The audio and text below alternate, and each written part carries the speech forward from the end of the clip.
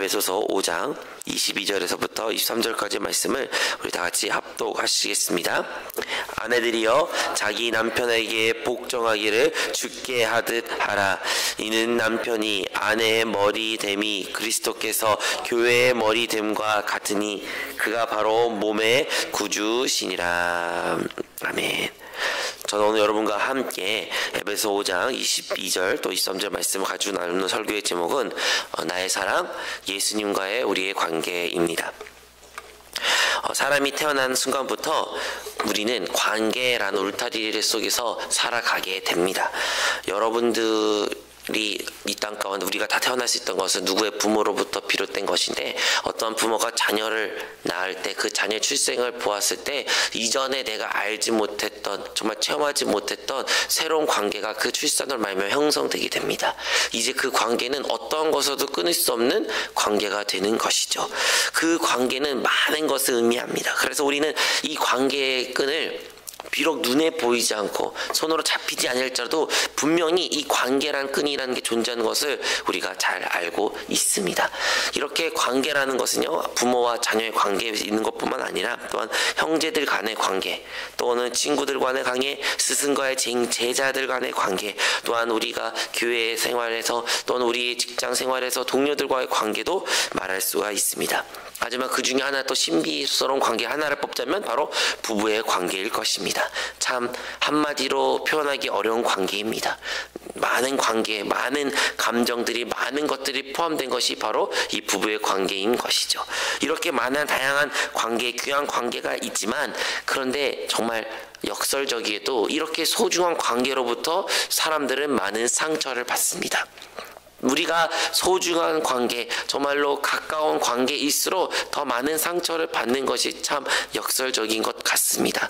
우리와 상관없는 사람, 정말로 지구의 반대편에 저 아프리카에 또 어떤 사람이 우리에 대하여 모욕을 하거나 우리를 비난하거나 정죄하거나 그래도 우리는 끄떡하지 않습니다. 별로 관심도 없습니다. 그런 말 하든 안 하든 우리는 우리 일상에 전혀 문제가 되지 않습니다. 그런데 내가 사랑하는 사람일수록, 내가 아끼는 사람일수록, 내가 마음을 쏟아부는 사람일수록, 근데 그 사람과의 관계가 틀어지거나 그 사람의 말 한마디가 얼마나 우리에 큰 상처를 주는가요? 때로는 그러한 상처 때문에 우리는 그 관계를 끊어버리기도 합니다. 또한 남보다 더 못한 관계가 형성될 때도 있습니다. 네, 우리가 이 세상에 다양한 많은 관계가 있을지라도요, 이는 완벽하지 않습니다. 아름답게 시작할 수 있지만 그 끝이 항상 좋지 않을 수도 있습니다. 그것이 부모님과의 관계일 수도 있고, 친구와 또한 부부의 약속으로 이어진 관계일지라도 완벽한 것은 이 땅에는 없습니다. 그리고 그 끝은 항상 죽음이라는 이별을 항상 맞게 되는 것입니다. 이 땅 가운데 어떠한 관계도 이 죽음이라는 것을 피할 수가 없는 것이죠. 아무리 우리가 사랑한 사람일수록, 아낀 사람일수록, 정말로 불변의 관계라고 생각하고 싶은 그런 관계일수록도 죽음 앞에서는 결국에는 우리는 모두 이별하게 되고 끊어지게 되는 것입니다. 하지만 이러한 다양한 관계, 이 다양한 상황 가운데도 불구하고 우리에게 결코 변하지 않은 한 가지의 관계가 있는 것입니다. 한 가지 예외가 있다는 것입니다. 그것은 바로 우리와 주님과의 관계입니다. 우리의 주님과의 관계는요, 특별하고 소중하고 사랑의 관계이며, 하지만 이 또한 변하지 않는 관계입니다. 그러므로 죽음조차도 끊을 수 없는 관계, 어떠한 죄도 다스릴 수 없는 관계, 그리고 어떠한 시간이 지날수록도 변하지 않는 관계가 바로 우리와 예수 그리스도의 주님과의 관계임을 우리는 기억해야 됩니다. 우리가 주님을 찾기 이전에 주님이 먼저 우리를 찾으셨습니다. 우리가 주님을 먼저 사랑하기 전에 주님이 먼저 우리를 사랑하셨습니다. 우리가 설사 흔들리고 주님으로부터 떨어지고 주님을 외면했을지라도 주님은 결코 단 한 번도 우리를 외면하지 아니하셨고, 항상 우리를 사랑하시고 우리를 품으셨던 분이 우리의 사랑의 주님 예수님이십니다. 그러므로 오늘 이 새벽에 우리 다시 한번 우리와 주님의 관계가 어떠한 관계인지 묵상하기를 원합니다. 우리가 다시 한번 죽음조차도 끊을 수 없는 그 관계가 우리 안에 있다는 것을 기억하고 다시 그 관계로 돌아가서 그 관계 가운데 주님을 만날 수만 있다면 우리는 새 힘을 얻게 될 것이며 소망으로 충만하게 될 것이며 성령으로 충만하게 될 줄로 믿습니다. 나는 예수님과 어떠한 관계인가? 그 관계에서 나는 주님과 진짜 그 살아있는 교통이 있는가? 아니면 형식적인 관계를 지금 맺고 있는가? 한번 점검하기를 바라겠습니다. 첫 번째로 우리 예수님은 우리와 어떠한 관계라고 묘사하셨냐면 포도나무와 가지의 관계라고 말씀해 주셨습니다. 요한복음 15장 5절에 기록되기를 나는 포도나무요 너희는 가지니 나를 떠나서는 너희가 아무것도 할 수 없음이라 라고 기록되어 있는 것이죠. 주님께서는 제자들에게 그리고 우리에게 말씀하셨습니다. 나의 아버지는 농부이시라 하지만 나는 포도나무고 너희는 가지다 라고 말씀했습니다. 주님과의 우리의 관계는 바로 생명으로 연결된 하나의 유기적인 관계라고 분명히 말하고 있습니다. 또한 중요한 말씀을 하셨죠. 우리 가지가 그 나무에 붙어 있을 때 우리가 많은 열매를 맺을 수 있다라고 주님께서 분명히 말하고 있습니다. 여러분, 가지가 많은 열매를 맺기 위해서는요, 많은 영양분을 공급받아야 됩니다. 물도 공급받아야 됩니다. 스스로 할 수가 없습니다. 가지의 열매가 보입니다.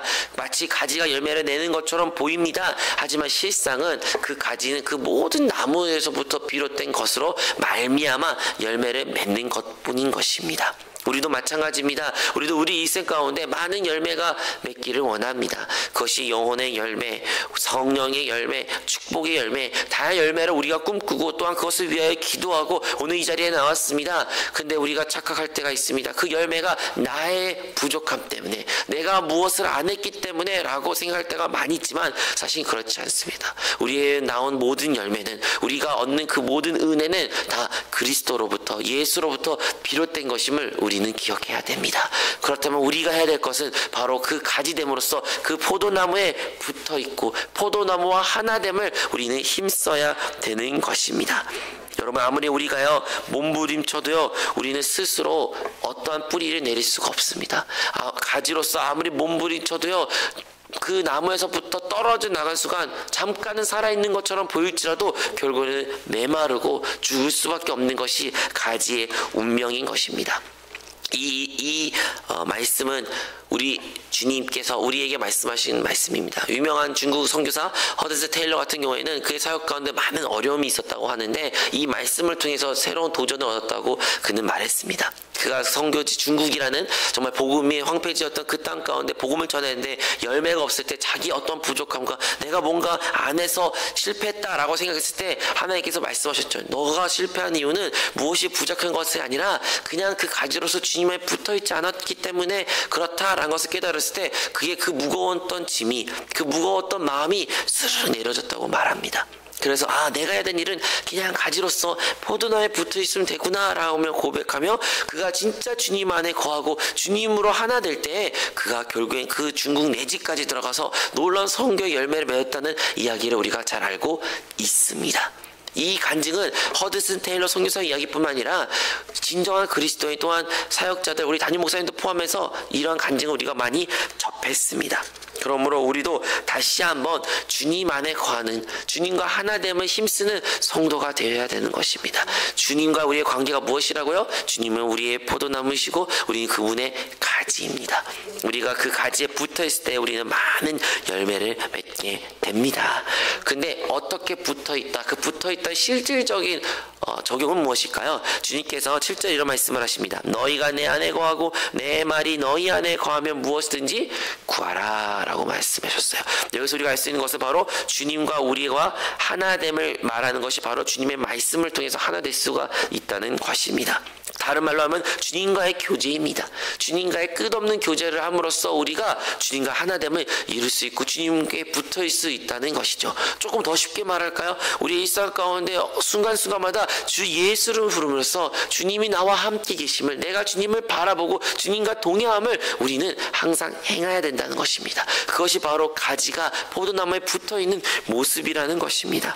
우리가 이렇게 주 예수를 부르고 우리가 주님 안에 거하고 영 안에 거하는 그 삶을 하루 종일 살게 된다면요, 우리는 우리 삶 가운데 열매가 너무나도 자연스럽게 맺을 수밖에 없습니다.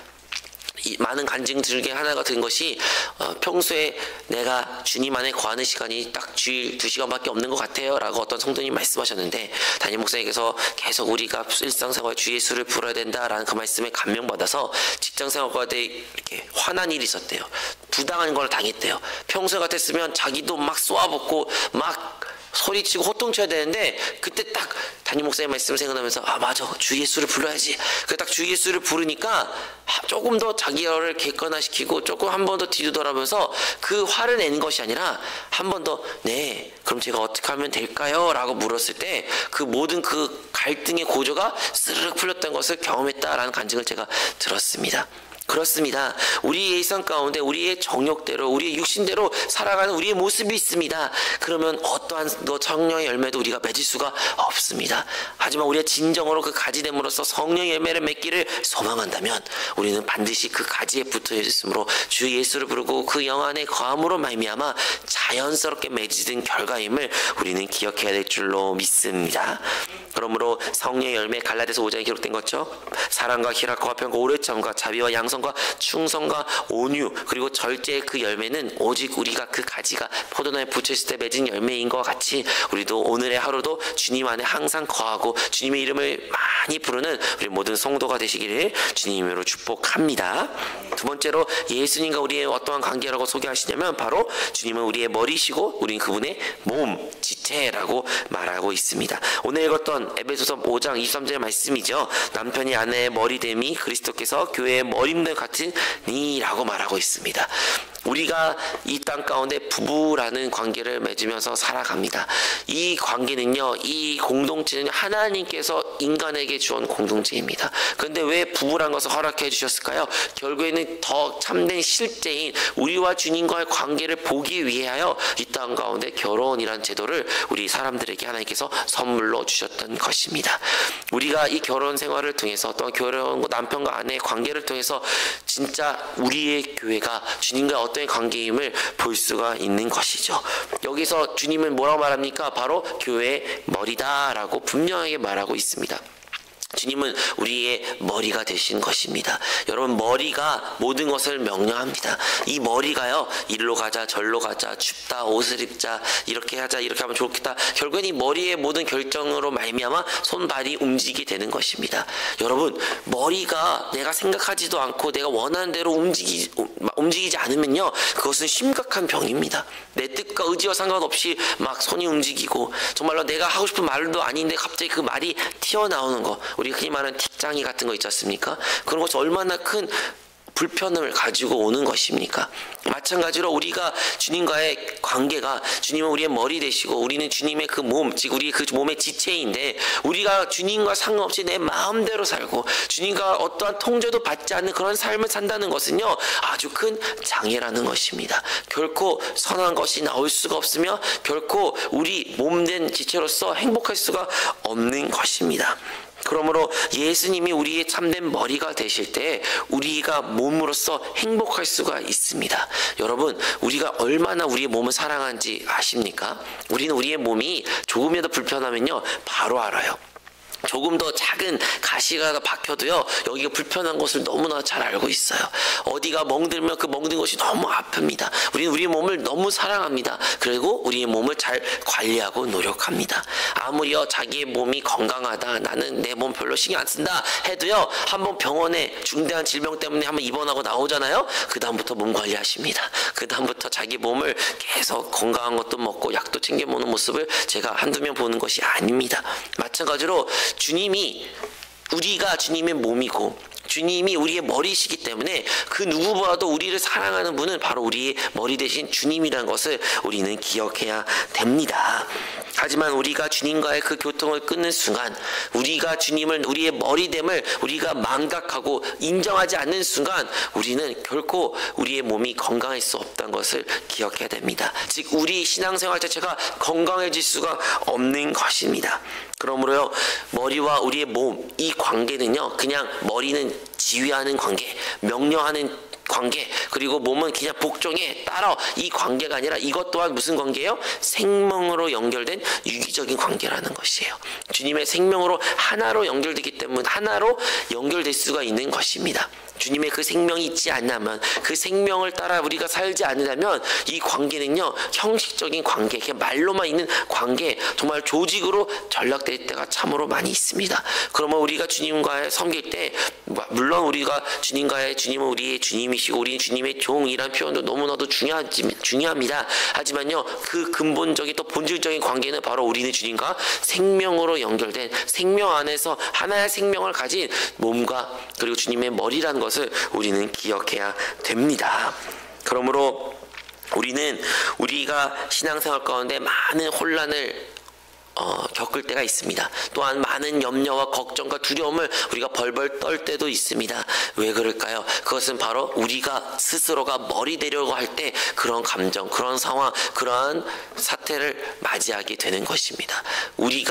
내가 머리니까, 내가 결정하고, 내가 나아가고, 내가 이것저것을 행하기 때문에 그거에 대한 결과를 또 내가 책임져야 하기 때문에 우리는 염려, 걱정, 근심, 불안에 떨 수밖에 없는 것입니다. 그런데 우리의 인생이요, 내가 머리가 아닙니다. 나의 머리는 주님이십니다. 주님께서 결정하시고 주님께서 행하시고 주님 뜻대로 하옵소서. 우리가 이러한 믿음의 고백을 회복하고 그러한 믿음의 신앙생활의 길을 걸어간다면 우리에게는 염려, 걱정, 근심이 결코 있을 수가 없는 것입니다. 여러분, 우리가 어떠한 상처가 났습니다. 그 상처가 났을 때 무엇을 바릅니까? 소독약을 부르죠. 우리 머리로 압니다. 뭐예요? 소독약을 뿌려야 된다. 그래야 염증이 생기지 않고 빨리 회복할 수 있다라고 합니다. 그런데요, 이 손에 상처 난 이 손 부위만 생각하면 소독약이 너무나도 싫습니다. 너무 따갑고 아프죠. 그럴 때 뭐가 맞습니까? 소독약 뿌린 게 맞습니까? 아니, 손이 너무 아프니까 소독약 안 뿌린 게 맞습니까? 너무나 다양하게 소독약을 뿌리는 게 맞아요. 아플지라도요, 그때는 그것을 뿌릴 수밖에 없는 거예요. 우리 인생 가운데 때로는 고난이 찾아올 때가 있습니다. 아픔이 찾아올 때도 있습니다. 우리의 생각을 이해할 수 없는 일들이 우리 삶 가운데 일어납니다. 그럴 때 그럼에도 불구하고 그 모든 환경을 안배하신 우리 하나님을, 우리의 머리 되신 주님을 우리가 신뢰해야 됩니다. 나는 알지 못할지라도, 내가 지금 걸어간 길 끝은 어떠한지 알지 못할지라도 가장 좋은 길로 인도하실 주님을 우리가 신뢰할 때, 그리고 그 어떠한 상황 가운데서도 감사하며 기쁨으로 그 길을 걸어갈 때 우리 주님께서는 그 어떠한 고난과 어려움 가운데서도 우리를 건져내 주실 것이며 우리를 더 성장시키게 할 것이며 결국엔 왕같은 제사장으로 우리를 세워주실 줄로 믿습니다. 이것은 어떻게 가능하냐? 바로 주님과 우리가 머리된과 몸, 그 생명을 관계로 형성될 때 가능합니다. 어떤 형식적인, 종교적인, 조직적인 관계가 아닌 진짜 주님과 유기적인 관계로서 우리가 형성될 때 우리는 주님을 마음껏 누릴 수 있게 됩니다. 마지막으로 셋째, 우리와 예수님과의 관계는요, 바로 남편과 아내의 관계라고 오늘 에베소서 5장의 말씀에 말하고 있습니다. 이 32절 이런 말씀이 기록되어 있습니다. 이 비밀이 크도다 내가 그리스도와 교회에 대하여 말하노라 라고 말하는 것이에요. 즉 우리와 그리스도, 예수님과의 교회와 그리스도의 관계가 바로 이 비밀이라는 거예요. 바로 주님은 우리의 신부가 우리 신랑이 되시고 교회는 그분의 신부가 되는 이 관계가 참 비밀스럽고 정말 아름답다라고 사도 바울은 우리에게 말하고 있습니다. 이 시작은요, 창세기에서부터 벌써 시작되고 있습니다. 우리가 잘 알고 있는 것처럼 하나님께서 아담을 창조하셨습니다. 하지만 아담이 홀로 있는 것을 보지 않아서 아담의 갈비뼈를 취하여 그 갈비뼈로 하와를 창조하였고, 그 하와가 창조됐을 때 아담이 말합니다. 이는 내 살의 살이요 뼈 중에 뼈이다 라고 말하면서 하와라고 이름을 붙였던 것이죠. 그것을 통하여 우리에게 보여준 것은 그 교회는 주님의 신부로서, 그 신부는 어디서부터 비롯됐다? 바로 그리스도로부터 비롯됐다는 것이에요. 교회는 그리스도로부터 비롯되지 아니한 단 한 가지도 없습니다. 그리스도가 없으면 결코 교회가 생길 수도 없는 것입니다. 그만큼 이 아담과 하와의 관계와 같이 그리스도와 교회의 관계다, 이러한 신랑과 신부의 관계임을 우리는 기억해야 됩니다. 우리 주님이 우리의 참된 신랑이 되어 주십니다. 여러분, 예수님은요, 자기의 교회를 위하여, 자기의 신부를 위하여 모든 것을 내어주셨습니다. 자기의 생명조차 아끼지 아니하시고 그 십자가의 고난 길을 기쁨으로 걸어가셨습니다. 하나님, 그 전지전능하셨던 우리 주님조차도 뭐 천사를 보내실 수도 있고 아니면 돈을 많이 찍어서 돈으로 살 수도 있는 부분일 수도 있지만 결코 우리를 그렇게 구원하지 않았습니다. 우리 주님은요, 그 신랑은요 스스로 이 땅에 오셨고 사람의 모습으로 이 땅 가운데 사셨으며 결국에는 이 교회를 얻기 위하여 십자가의 길을, 고난의 길을, 그 영광의 길을 걸으셨고 모든 수치와 수모를 당하셔서 그 십자가에서 물과 피를 다 쏟고 이 교회를 얻기 위하여 자기의 생애를, 자기의 삶을 전체로 내어 준주셨던 그 사랑의 주님이라는 것입니다. 우리 주님은, 우리의 참된 신랑은 그렇게 그의 몸을, 그의 교회를 사랑하셨습니다. 그 사랑이 오늘 우리에게 향한 사랑임을 우리는 다시 보아야 됩니다. 우리가 교회라고 말하니까 너무 어렵고 너무 그냥 나와 상관없는 것처럼 느껴질 수 있는데요, 우리가 바로 그 교회예요. 우리가 바로 그 교회의 지체이고 우리를 그렇게 사랑하신 거예요. 주님이 우리 한 사람 한 사람을 너무나 사랑하셨습니다. 사도 바울은 그래서 말합니다. 나를 사랑하사 나를 위하여 자기 자신을 버리신 나. 신앙생활은요 결국 나와 주님과의 관계에서 비롯되는 것입니다. 우리가 교회라고 말하지만 그 교회가 누굽니까? 나예요. 내가 주님과의 관계에서 이 사랑을 깨달아야 됩니다. 나를 위하여 나를 사랑하사 자기 자신을 버리신 그 주님의 사랑을 우리가 다시 한번 깨달을 때, 다시 한번 그 사랑이 우리의 식었던 마음 가운데 불타올 때 우리는 더 주님을 깊이 누리게 될 것이며 주님 안에서 다시 한번 새 힘을 얻게 될 것이며 오늘 하루의 삶 가운데서도 주님을 누리게 될 줄로 믿습니다. 주님은 지금도 우리를 말씀을 통해서 다시 한번 우리를 회복시켜 주시고 말씀을 통해서 다시 한번 주님께 가까이 나아가게 하시며 말씀을 통해서 다시 한번 열매 맺게 하십니다. 그러므로 우리는 주님의 말씀에 나아가 그 말씀을 아멘을 화답하며 주 예수를 부르며 오늘 하루를 살아갈 때 이 모든 그 주님의 관계를 다 체험하게 될 줄로 믿습니다. 우리가 지금은 많이 부족합니다. 지금은 주님의 신부라고 말하기에는 부끄럽습니다. 많은 연약함도 있고요, 허물도 있습니다. 그럼에도 불구하고 주님은 우리의 그 온전한 신부의 모습을 만들기 위하여 지금도 성령을 통해서 우리를 변화시키고 있습니다.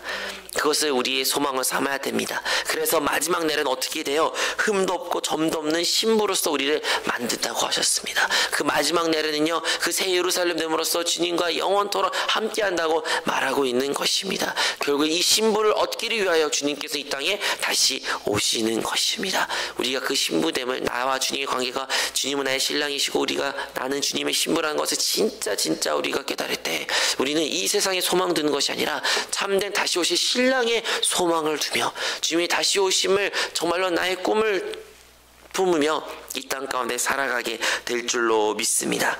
여러분, 남편이요 아내를 보호하고 남편이 아내의 모든 것을 공급하는 것처럼 우리 주님께서는 오늘 우리를 보호해 주십니다. 주님께서 오늘 우리의 모든 필요를 다 채워주시며 공급해 주십니다. 참된 신랑 되시고 주님의 사랑을 오늘도 체험하는 복된 하루가 되시기를 축복합니다. 근데 신부는 무엇을 해야 돼요? 오늘 말씀처럼 남편에게 복종, 순종을 요구하는 것입니다. 그것이 진정으로 신부가 해야 되는 일입니다. 사랑하는 여러분, 오늘 세 가지의 관계를 말했습니다. 바로 주님은 우리의 참된 포도나무고 우리는 가지고, 주님은 우리의 머리시고 우리는 그의 몸이며, 주님은 우리의 신랑이시고 우리는 그의 분의 신부입니다. 하지만요, 결국에는 하나의 공통점이 있는데 그 모든 관계는 다 유기적인 생명의 관계에서 이루어진 관계입니다. 또한 그 모든 것 가운데 우리는 무엇을 해야 되냐? 순종과 복종이 있어야 된다는 것입니다. 우리가 그분의 말씀에, 그분께 그 기름 부음에 그 말씀을 따라 살아갈 때, 성을 따라 행할 때 우리에게 놀라운 열매와 또한 사랑과 은혜가 우리 심령 가운데 충만하게 될 줄로 믿습니다. 우리는 그분을 결코 떠나서 살 수가 없습니다. 그분은 우리의 참된 근본이 되시며 우리의 참된 자원이고 공급이시며 생명의 근원이 되어 주십니다. 그러므로 우리는 그분을 순종하고 의지하며 그분 안에, 그 영 안에 거할 때 주님도 우리 끝까지 붙잡아 주실 것이며 의와 평강과 희락 가운데 오늘 하루를 살게 하며 승리케 하실 줄로 믿습니다. 기도하겠습니다.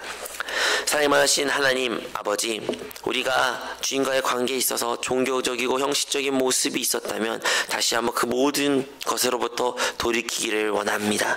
다시 한번 예수님과 우리의 관계가 얼마나 깊고 신비로운지를 깨닫게 하여 주시옵소서. 주님은 우리의 포도나무여, 주님은 우리의 머리이시며 주님은 우리의 참된 남편이심을 고백합니다. 다시 한번 이 모든 관계를 깊이 묵상함으로, 그리고 참된 우리의 관계에서 우리의 위치를 발견할 때 주님을 더욱더 누리며 주님 안에 머물며 주님을 사랑하게 하여 주시옵소서. 이 모든 말씀 예수님의 이름으로 기도합니다. 아멘. 하늘에 계신 우리 아버지여, 이름이 거룩히 여김을 받으시오며 나라가 임하시오며 뜻이 하늘에서 이루어진 것 같이 땅에서도 이루어지이다. 오늘 우리에게 일용할 양식을 주시옵고 우리가 우리에게 죄 지은 자를 사하여 준 것 같이 우리의 죄를 사하여 주시옵고 우리를 시험에 들게 하지 마시옵고 다만 악에서 구하시옵소서. 나라와 권세와 영광이 아버지께 영원히 있사옵나이다. 아멘. 할렐루야.